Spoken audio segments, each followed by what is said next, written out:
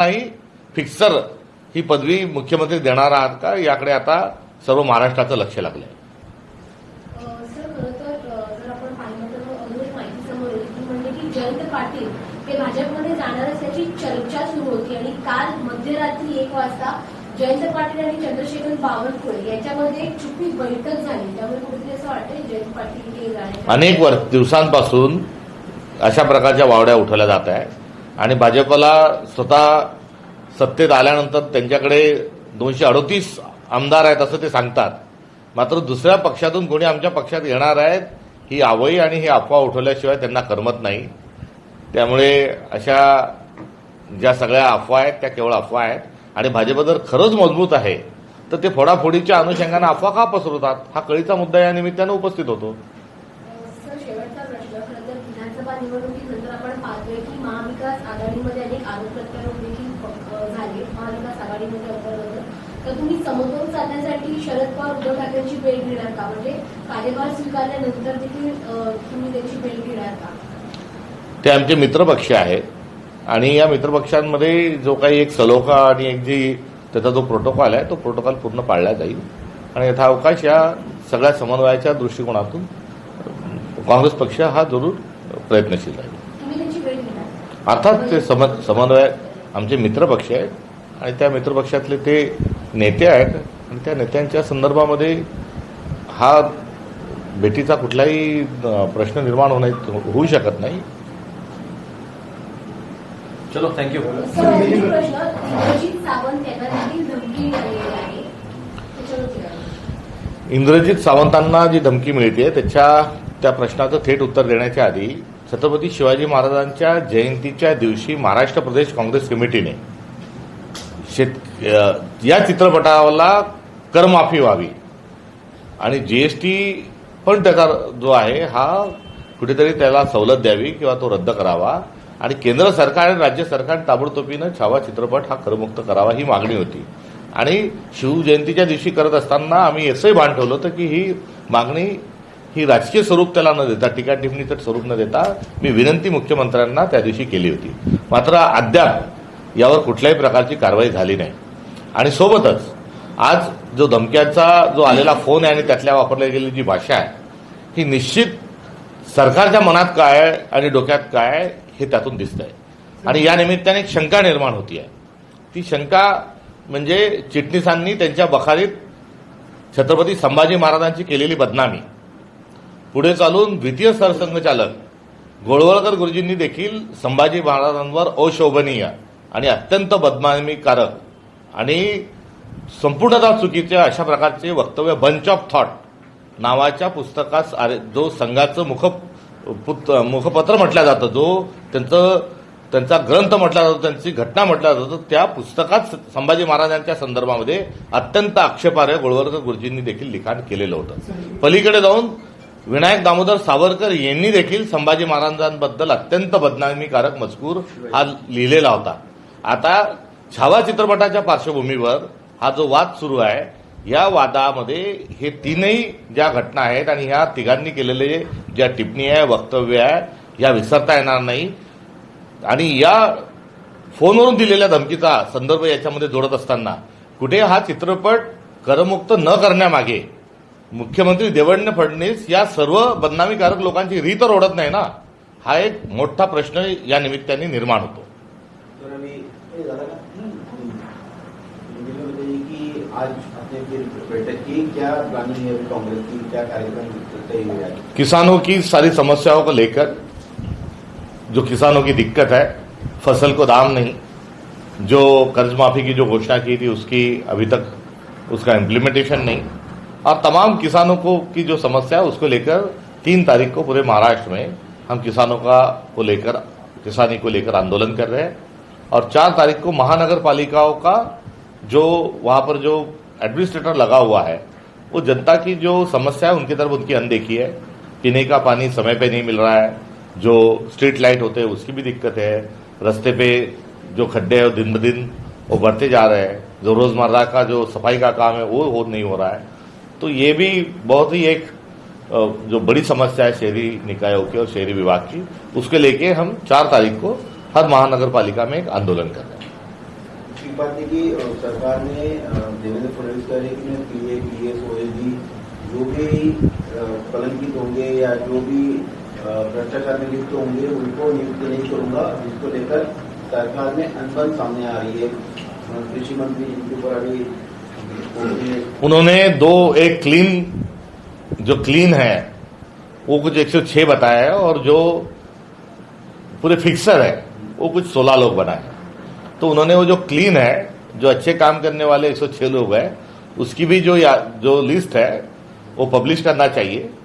और जो 16 फिक्सर है वो कौन है और इसके पहले वो किस मंत्री के पास थे, उसको भी उन्होंने पूरी जो जानकारी है वो देश के सामने रखना चाहिए। और फिक्सर मंत्री जो है वो कौन थे वो भी उसमें से उन्होंने बताना चाहिए। कौन मंत्री थे? जी हाँ। तो आपने कहा हाँ, तो जो अधिकारी जो फिक्सर पहले था उसी का जिक्र उन्होंने किया है। उन्होंने 106 को क्लीन चिट दी और कुछ लोगों को फिक्सर कहा। तो जो फिक्सर है वो तो टीम ही होगी ना। तो इसका मेन डॉन कौन था? तो ये 16 लोग पिछली सरकार में किस फिक्सर के पास थे? जिनका आका कौन था? ये भी सवाल लाजमी और वो भी उन्होंने इसकी पूरी जानकारी देना चाहिए। मंत्री पर कार्रवाई होनी चाहिए। वो तो सवाल ही नहीं आता। वो खुद ही बोल रहे हैं कि ये फिक्सर है और उनका जो सरगना जो था वो कौन है, ये अपने आप जब जाहिर हो जाएगा तो वो देना ही चाहिए। वो तो मांग करने की जरूरत नहीं है। तो नैतिकता काफी बताते हैं, तो उन्होंने तो करना ही चाहिए। उसमें ये तो मांग की क्या जरूरत है इसमें?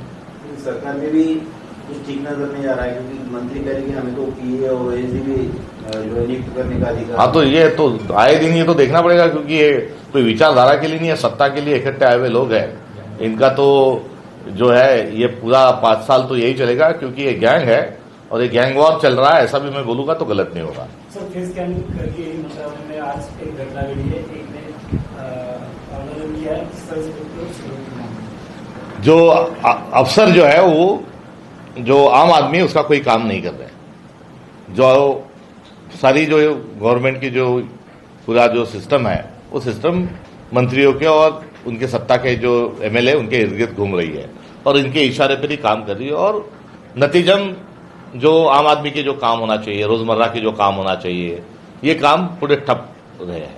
तो इसका ही एक नतीजा है। इतना ही नहीं, तो जो रेवेन्यू डिपार्टमेंट के 100 अफसर जो है वो एक अवैध जो रिसोर्ट है उसमें जाकर पार्टी करते हुए दिखे हैं।